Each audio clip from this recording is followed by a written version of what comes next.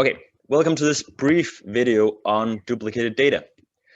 So first, when we think about how can we define duplicates in the data set, or what does it mean that there are duplicates in the data? So maybe surprisingly, this is actually slightly tricky to define. So a very general definition is that you have duplicates when there are more than one entry, when there should in fact only be one entry of a certain kind in your data. But how do you know whether there should in fact only be one entry of a certain kind in your data? That can, at least in certain cases, be difficult to tell and require some understanding of the data. So a slightly more useful definition could maybe be that if for a certain set of variables a combination is repeated, then it's likely that you have duplicates. But again, this requires some understanding of the data. It requires that you know for which variables there should not be a repeated combination. So yeah, as I said, in practice, it requires an understanding of the data in order to observe and spot a duplicate. So you can think of a situation where two observations are completely identical in your data. Then you may, and basically you have to wonder whether this is a duplicate or if it's truly because this occurrence happened twice. So it requires some understanding of the data in order to tell whether an occurrence can really happen twice in your data. Is this really a possibility? And if that's not a possibility, it's very likely you have a duplicate. So another example of where it's clear that it requires a good understanding of the data in order to spot duplicate is that if you use, for instance, income registries from Denmark, these are data sets that I use in my research here as part of my PhD.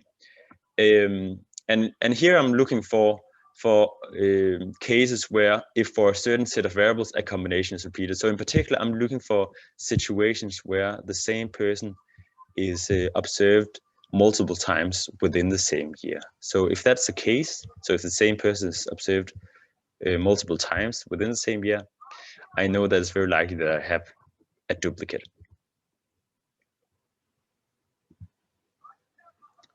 Okay, so in practice, what could a duplicate look like? So here we're going to get back to our categorical education data that we used previously, we used in the previous module. Here I have this education list and have the education categories here that we used before.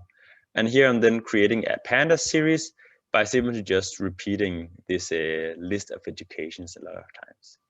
So here you can see I'm using this head method to display the first 5 observations in my series. And you can basically just see that this education list is just repeated. Now let's see what's duplicated. And this is fortunately super easy to see with this .duplicated method. So we simply just write this string series .duplicated, and then again we just display the first 5 rows in our series. And then we can see that this first row is not a duplicate because when pandas, you can really think of it as scanning from top to bottom. When it looks at the first observation, it hasn't seen this this observation before, and that's also the case for the second and the third observation. But then for the fourth observation in row 3, in the row with index 3, it gets another observation with high school in it, and then it just tells us that we have a duplicate here. It has seen this observation before, and as you can imagine, in the rest of this string series, you basically just have duplicates. So we may now now that we have detected that we have duplicates in a data set, how do we drop them? This is fortunately fairly easy to do. We simply just write string series dot drop duplicates, and then it just drops all these observations with repeated values in it. Okay, so in order to show you how you can handle duplicates when you have multiple variables, I will create another example data set for you. So here I'm creating a data frame that's called edudf, so education data frame, and I'm creating using the pandas data frame constructor, using first this education list, but then I'm also just creating a list of either zeros and ones, and these are just drawn randomly. And displaying the first 10 observations here, I get the following here. So one can think of num, say, simply just as period indicators, that there are two periods. There are period 0 and there are period 1, and there's period 0 and there's period 1, and then there are these education categories.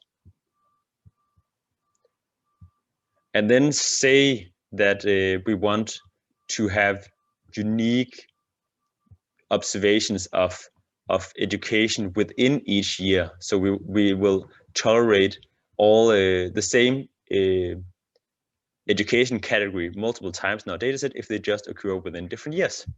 So how do we drop duplicates based on this criterion? So fortunately, this is fairly easy to do.